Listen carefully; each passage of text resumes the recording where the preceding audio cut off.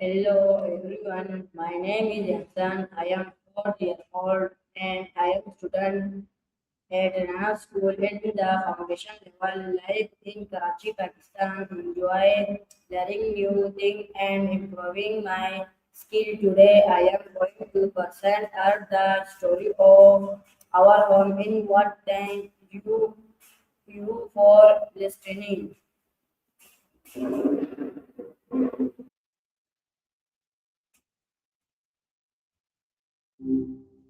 Hi, how are you?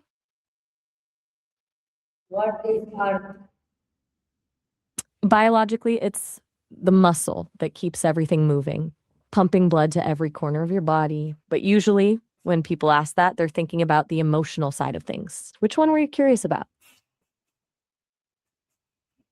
Where is Earth located? If you're talking about the heart, it's right in the center of your chest, just slightly to the left. Does that answer it? How old is Earth? Since it's born with you, it's the same age you are. How has Earth formed? I'm not entirely sure I follow. Could you tell me more about what you mean? Why is Earth called a planet? It comes from the Greek word planetes, which basically means wanderer. Ancient astronomers noticed some stars didn't stay put like the others, they drifted across the sky. So they called them wanderers. Pretty fitting, right? What shape is Earth? I hear you. I can feel like a whole lot of pressure to get it exactly right. What is the Earth made of?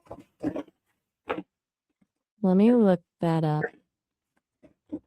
I'm not seeing a specific Argonet law in my results. There are a few firms with similar names like Arango Law in Nebraska or Argo Law in Belgium, but nothing that sounds like a universal law. Was that a name you heard somewhere specific? How many continents are on Earth? There are 7. Most people learn the 7-continent model in school. Ever been to any of them? How many coins are on Earth? It's a tough one to pin down exactly. Since the population is always shifting, there's no single number, but it's usually split pretty close to 50-50 between males and females.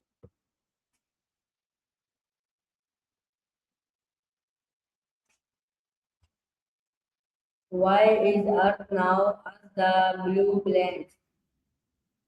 It's all about the water. About 70% of the surface is covered by oceans. So from space, it looks like this bright, vivid blue marble. Pretty striking when you think about it. What makes Earth fickle? That's a big question. I think it's the combination of our biology, our cultures, and that shared drive to keep asking why about everything. It's the curiosity and the struggle that really make us human, don't you think? Can human live on other planets like Earth? As it stands, not really. Our bodies are built specifically for Earth's atmosphere and gravity. Any other planet we've found so far is either too freezing, too hot, or just doesn't have the air we need to breathe. We need some pretty incredible technology to make it happen. Actually, we're also almost out of time on this call. You can always call me back later to keep chatting. Bye for now. What is the atmosphere? It's the layer of gases that wraps around the Earth like a blanket. It keeps us warm and protects us from the sun's radiation. We're just about at our time limit for the call, but you can always call me back later to dive more into this. Why is the atmosphere important? Basically, it's our shield. Without it, we'd have no air to breathe, and the temperature would swing from freezing to boiling. Plus, it burns up most of the space rocks before they hit us. We're at the limit. What gases are found in Earth's atmosphere?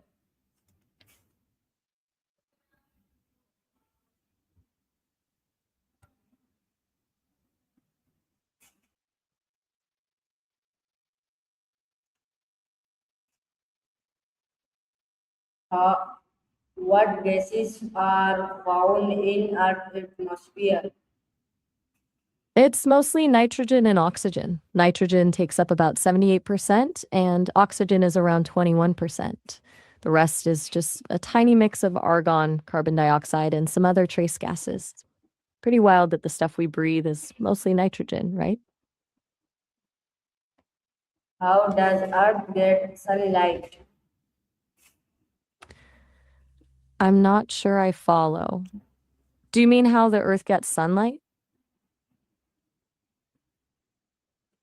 What is Earth orbit? Basically, it's the path Earth takes as it travels around the sun. It's a giant, slightly oval loop that takes us exactly 1 year to complete. Kind of like a cosmic treadmill, just on a much bigger scale. How long does Earth take to orbit the sun? About 365 and a quarter days. That's why we have leap years every 4 years to catch up on that extra bit of time.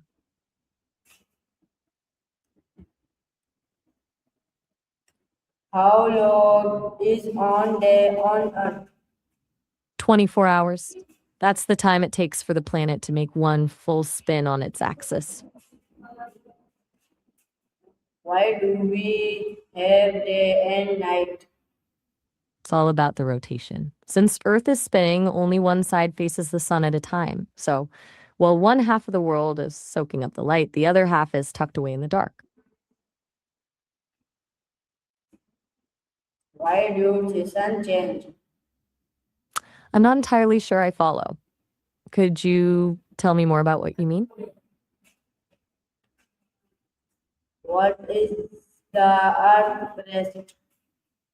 I'm not quite sure what you mean by the Earth's best. Are you thinking about the best parts of nature or maybe something more scientific? What is the Earth crust? I'm a little lost. When you say our course, are you talking about the path Earth takes through space or something else entirely? What are tectonic plates? I'm not following you there. Could you explain what you mean by electronic relates? What causes Hmm. extremities? I want to make sure I'm actually giving you helpful answers instead of just guessing. Could you try rephrasing those last couple of things for me? What is the movement? That depends on what you're looking at. If you mean the Earth, we've got the rotation on its axis and the orbit around the sun. Which one are you thinking of? How are mountains formed? I'm still a bit confused. What do you mean by contents for me? What is the river? That's a pretty deep question.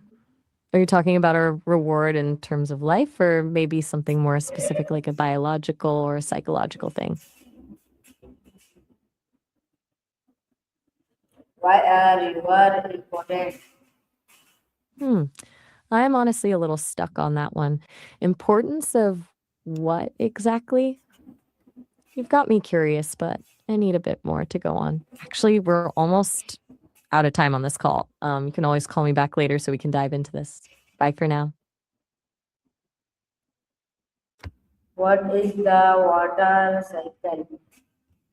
The water cycle is basically how water moves around our planet, evaporating from the ocean, turning into clouds, and then falling back down as rain or snow. But look, we're right at the limit for this session.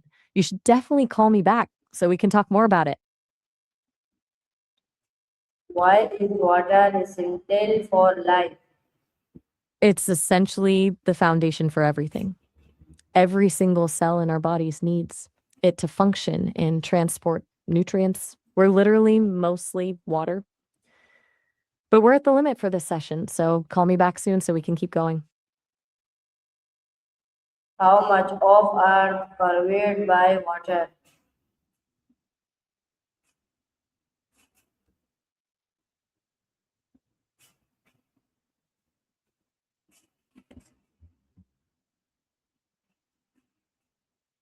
How much of Earth is covered by water?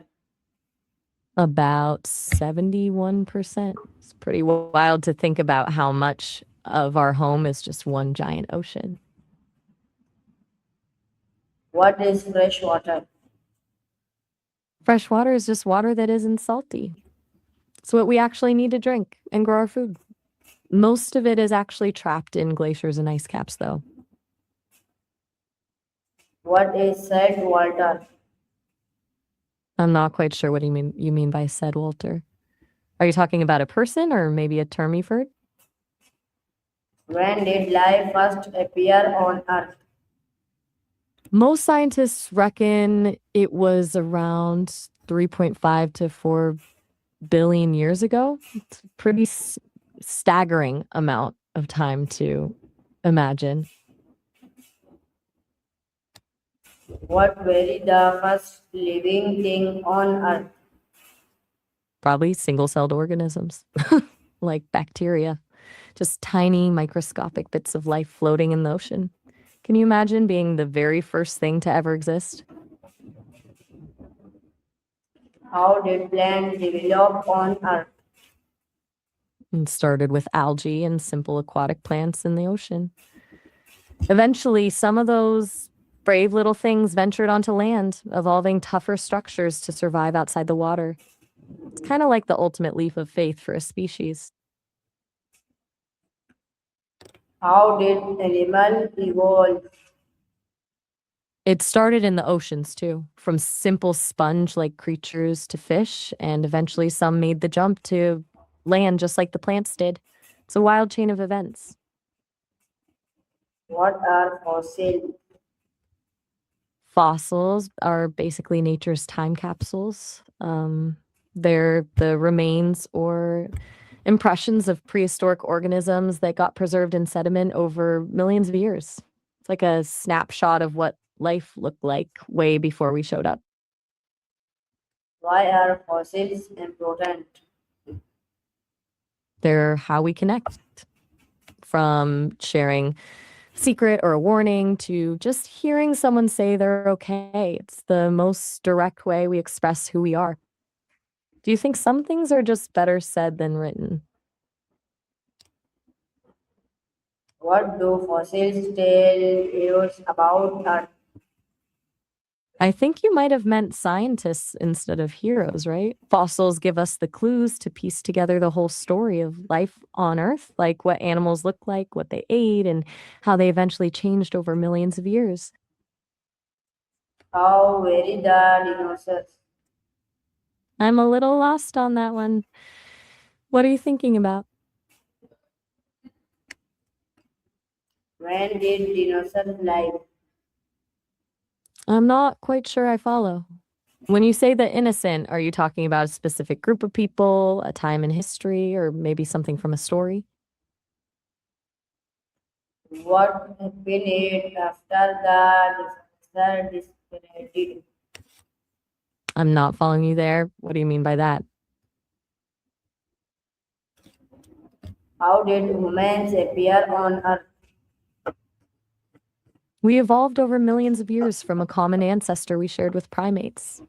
It's a long, slow process of adaptation and survival that eventually led to us. Pretty incredible when you think about the whole timeline. Actually, we're almost out of time for this call. You can always call me back later so we can keep chatting. Bye for now. How very the air lies human. I'm not quite sure I follow that one, but we're right at the limit for this session. So call me back soon and we can dive into it. Bye for now. How did early humans survive? They had to be incredibly resourceful. They used tools, hunted in groups, and learned to control fire for warmth and protection. But look, we're actually right at the limit for this session. You should definitely call me back soon so we can keep talking about this. What tools did early humans use? I'm not quite. I'm a bit lost. What were you saying? How did farming change human life?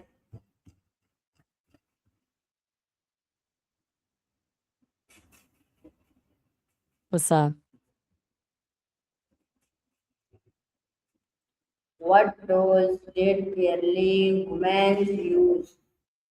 They mostly started with stone, think flint or obsidian, things they could flake off to make sharp edges for cutting and scraping.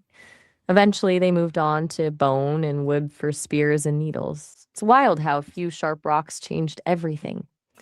Did you know they used fire as a tool too? How did farming change human life? That's a heavy shift. It basically moved life from moving around to staying put. For a lot of women, that meant a huge increase in the workload with planting and harvesting, but it also changed how families were structured and how property was viewed. It's a bit of a double-edged sword, really. Why do people study Earth history? Because it's basically the blueprint for how we got here. It tells us why our cities look the way they do, how our laws started, and even why we have the social roles we do today. It's like trying to solve a giant puzzle of human nature. Does that make sense? What is climate? At its simplest, a planet is a huge ball of rock or gas that orbits a star. For it to actually be called a planet, it has to be big enough that its own gravity pulled it into a round shape, and it had to clear out other debris from its path. That's why Pluto got bumped down to dwarf planet status. Ever heard of the Goldilocks zone?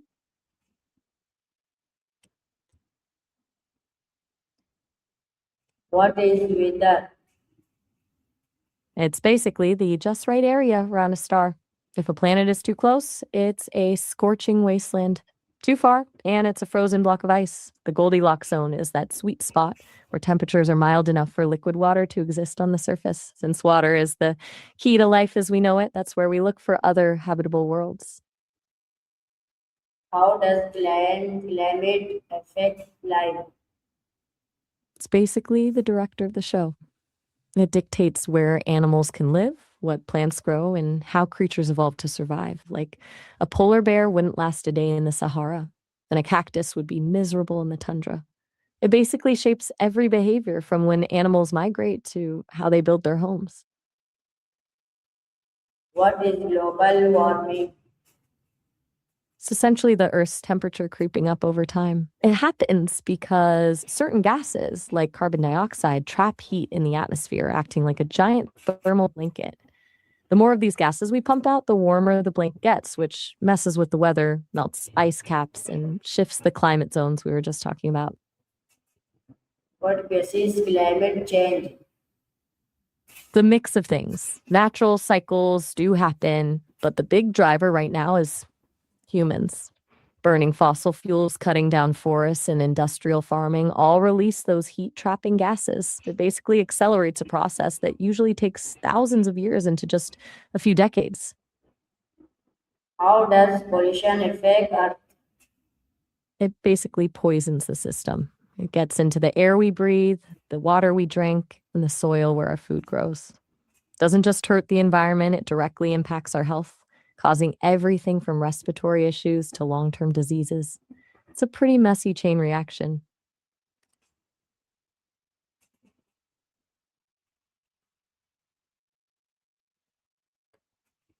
How does pollution affect Earth?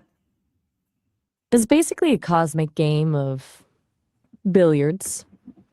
Depending on what hits us, it can be anything from a tiny spark to a total reset button for life. You thinking about asteroids or something bigger?